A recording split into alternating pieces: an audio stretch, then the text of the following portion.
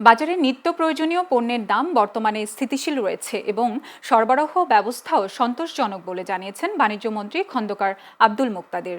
শনিবার সিলেট সার্কিট হাউজে সরকারি বিভিন্ন দপ্তরের কর্মকর্তাদের সঙ্গে মতবিনিময় সভায় সাংবাদিকদের তিনি একথা বলেন।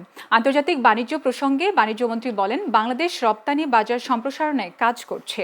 মুক্ত বাণিজ্য আলোচনা শুরু করার জন্য ইউরোপীয় ইউনিয়নকে চিঠি দেওয়া হয়েছে। তিনি আশা প্রকাশ করেন, আলোচনা শুরু হলে বাংলাদেশি পণ্যের জন্য ইউরোপীয় বাজারে আরও সুবিধা সৃষ্টি হবে।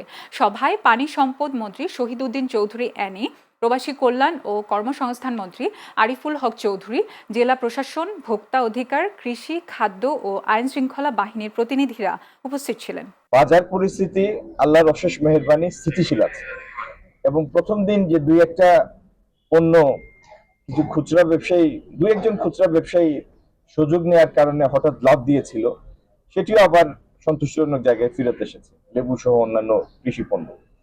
আর বাণিজ্য মন্ত্রণালয় যেসব পণ্য সাপোর্ট দেয় আমদানির মাধ্যমে বাজার স্থিতিশীল রাখার জন্য, সেগুলি সহ কৃষি পণ্যের বাজার স্থিতিশীল আছে, চালের বাজার স্থিতিশীল আছে।